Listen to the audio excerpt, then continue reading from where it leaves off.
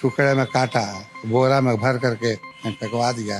बोला कि उन लोगों का हड्डी फसली साफ हो गया होगा और दोनों को ले जाकर तेजाब से नहवा करके कैश बॉक्स में हमारा 2.5 लाख रुपया था वो भी निकाल दिए। आज तक पता नहीं लगा कि बच्चों को कहाँ गाड़ दिया गया।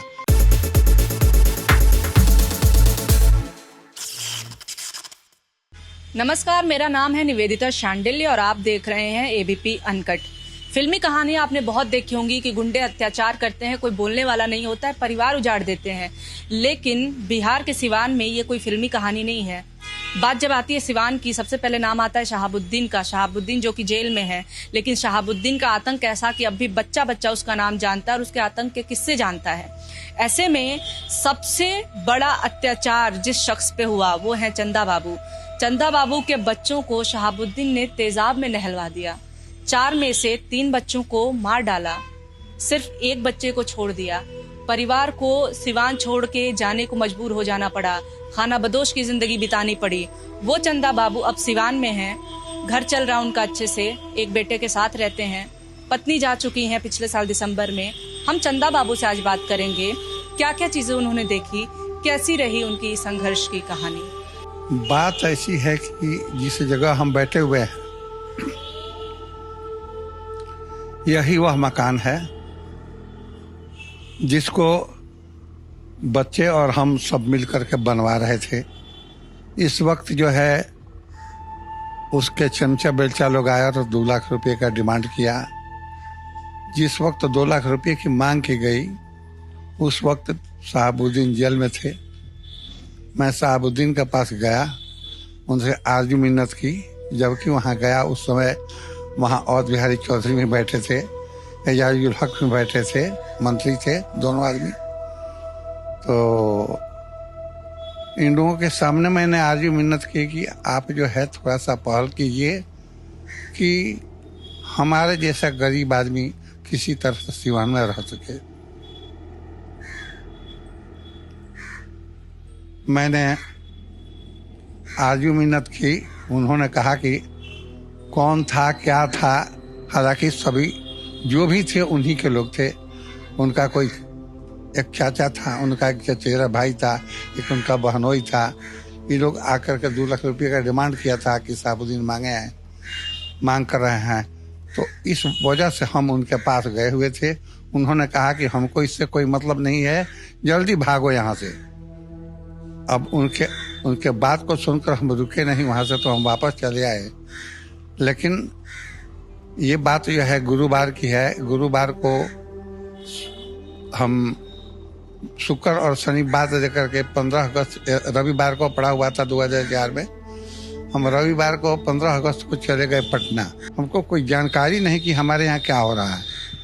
और उसी वक्त बच्चों के पास पैसा मांगने के लिए लोग आया कि शहाबुद्दीन का फोन आया बड़े लड़के के पास, रंगदारी मांग रहे थे। इस साहब का आदेश है 2 लाख रुपया जो है दो। फिर वहाँ से खबर आया कि 2 लाख रुपया मेरे घर भेजवा दो। बच्चों ने कहा कि पिताजी नहीं है, अब पापा जी के आने के बाद जो है आप लोगों को जैसा करना हो कर लीजिएगा।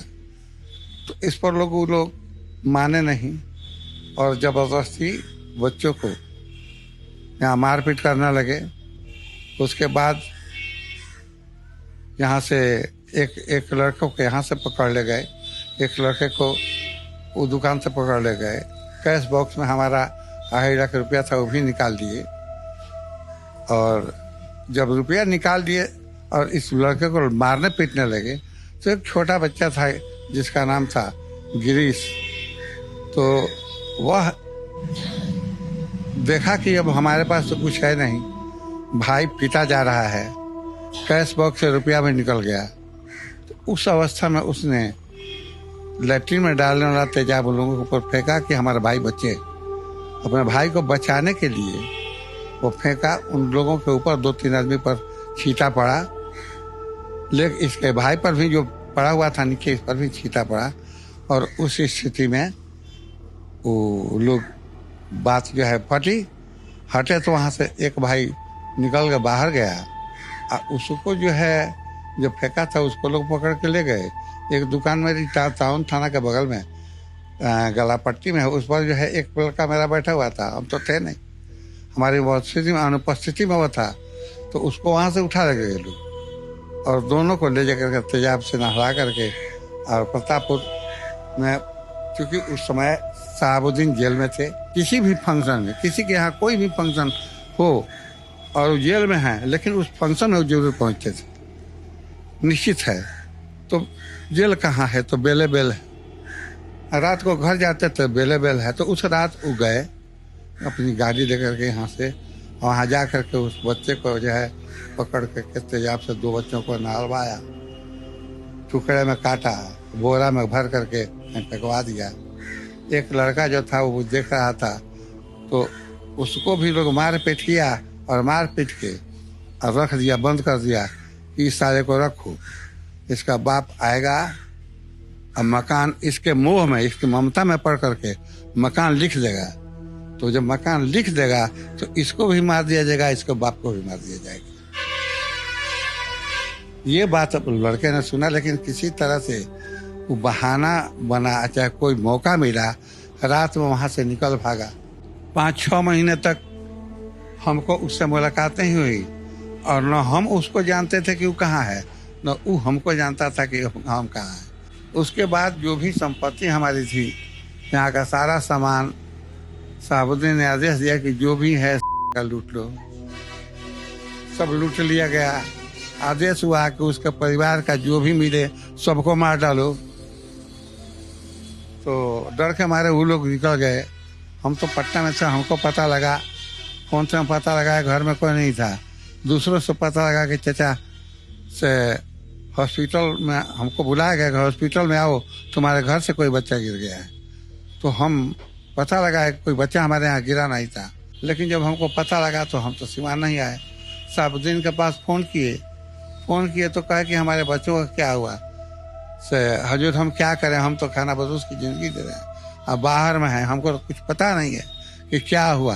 तो कहते हैं कि अच्छा 2-3 जना गए न, 2-3 जना बचल बड़े वो साफ हो जीव। हम कहें हजूर तब हम क्या करी, तो सिवान आवे के कोशिश मत करिए, जहाँ बारो वहीं रहिए। हम कहें कि भाई अब ऐसी स्थिति में जब आने वाली बात है कि सिवान आने के बाद जो बचे हैं सबको मार देंगे, तो डर के मारे हम नहीं। बच्चों का चेहरा आप नहीं देख पाए? बच्चों का चेहरा हम कहाँ देख पाए? बच्चों को तो हम माने जब गए थे तो उसी के पहले देखे हुए थे, उसके बाद बच्चों का चेहरा कहाँ से मिलेगा हमको? आज तक पता नहीं लगा कि बच्चों को कहाँ गाड़ दिया गया और कहाँ के बच्चे हमारे दुनिया से कहाँ चले गए, हमको तो आज तक पता नहीं है। ये जेल गया उसके बाद भी इस बारे में कोई बात नहीं बताया कि कहाँ पे रखवाए, कहाँ नहीं, क्या किए? बोला कि उन लोगों का हड्डी फसली साफ हो गया होगा, बच्चों का हड्डी फसली साफ हो गया, गल गया होगा, अब आके अपना मकान लिख दो। उसका यही आदेश हुआ कि बच्चों का हड्डी फसली तो गल गया होगा, अब आके अपना मकान लिख दो। हम कहे कि हजूर तो हम रहेंगे कहाँ, हम तो अपने खाना बदोश की जिंदगी जी रहे हैं। तो वो कहता कि उससे हमको क्या मतलब है, फोन रखो। दोबारा फोन किया तो कहता कि जहाँ से बोल रहे हो वहीं से उठवा लेंगे, एक बार बोल दिए हैं, दोबारा हमसे बात मत करना। उसका बेल जब मिली थी तो आपने बेल कैसे तुड़वाई थी फिर? देखिए, आप ही लोगों के जैसे मीडिया वाले, पेपर वाले, ये सारे लोग माने इस स्थिति में, इस माने अवस्था में हमारे पास आते रहे। 2 आदमी हमारे पास फोन किए कि आपका जो है केस प्रशांत बाबू लड़ना चाहते हैं, प्रशांत भूषण। हाँ, प्रशांत भूषण जी लड़ना चाहते हैं, तो आप उनको अपना केस दीजिएगा या नहीं लड़ना चाहते हैं? हम कहे देखिए हमारे पास भैया पैसा नहीं है और उसके पास पैसा है।